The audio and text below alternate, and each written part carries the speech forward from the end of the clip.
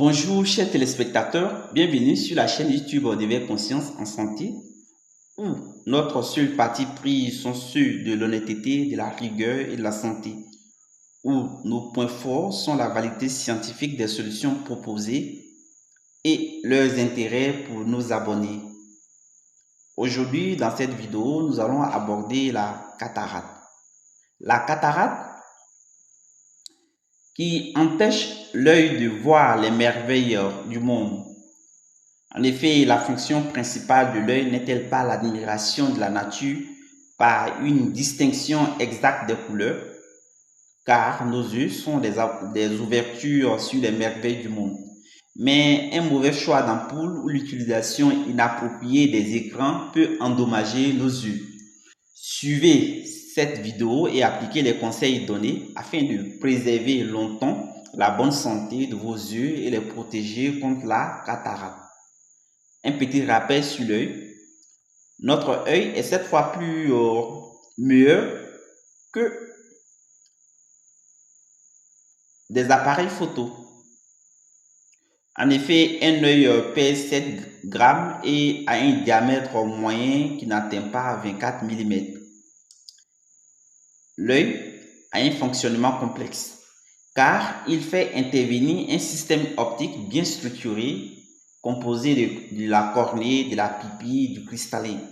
Ce système optique perçoit les ondes lumineuses et concentre leur chemin vers un système nerveux composé de la rétine et du nerf optique, chargé de transférer les stimuli vers le cerveau qui les interprète enfin en images.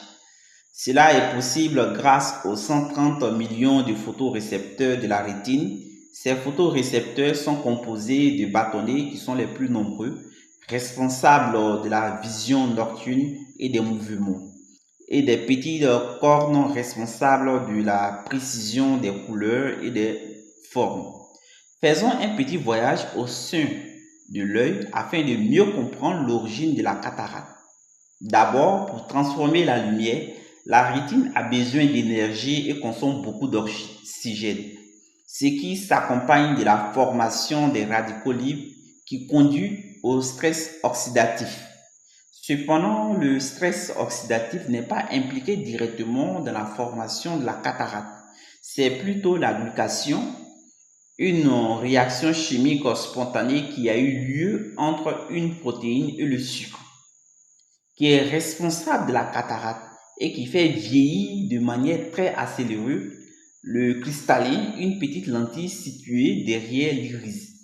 Enfin, lorsque l'opacification devient importante, la chirurgie sera le seul traitement possible afin de remplacer le cristallin abîmé par une lentille synthétique dans l'œil. Car les protéines endommagées issues de la glucation qui ne sont pas totalement évacuées s'accumulent dans le corps et empêchent son fonctionnement normal. Les médicaments à éviter cependant. Il s'agit des statines et des médicaments anticholestérol car leur prise est un facteur de risque de la cataracte.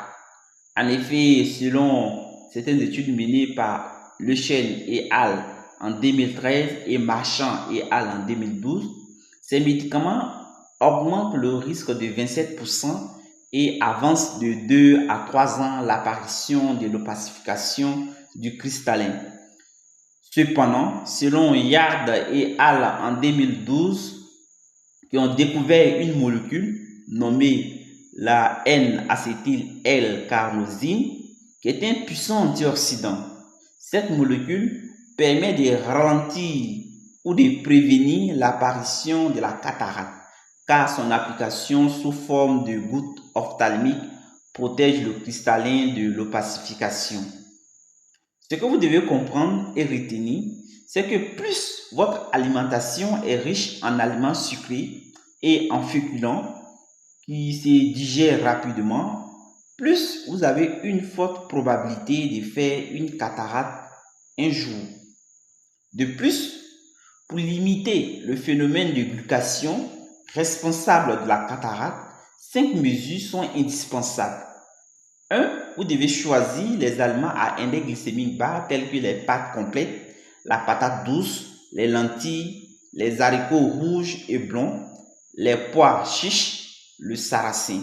Et éviter le riz rond, les pâtes blanches, le pain et les pommes de terre. 2.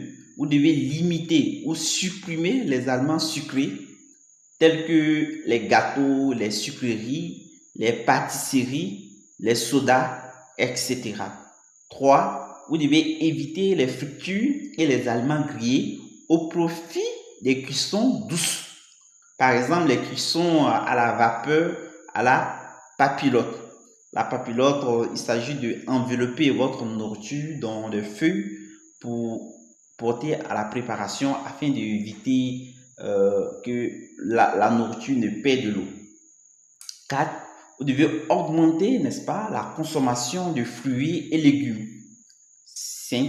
Vous devez faire du sport en milieu aéré, qui est le seul moyen de stimuler l'élimination des protéines gluquées hors de l'organisme. Si cette vidéo vous a plu, n'oubliez pas d'activer la cloche de notification pour ne manquer aucune de nos vidéos. Prenez bien soin de votre santé. À très bientôt.